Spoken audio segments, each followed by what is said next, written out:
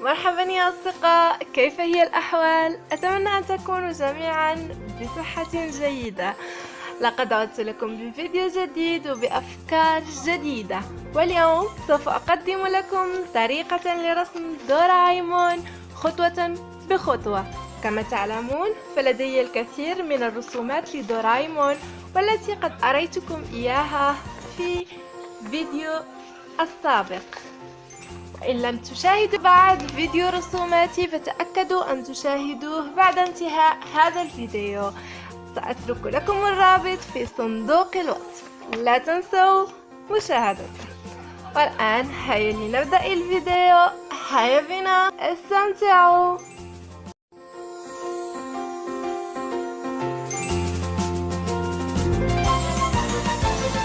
أرسم السعادة دون ما هوادة لكل رحلة، وكل رحلة فريدة قريبة بعيدة علي سهلة.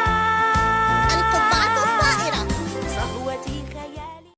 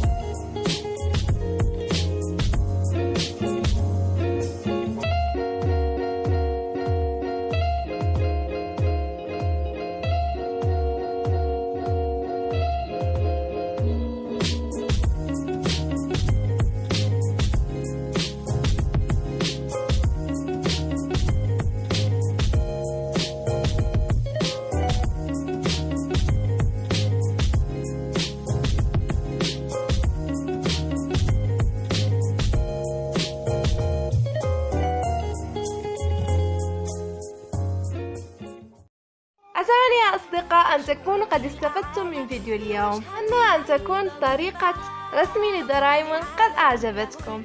لا تنسوا الاشتراك في قناتي والضغط على زر الإعجاب وعلى الجرس ليصلكم كل جديد. إلى اللقاء.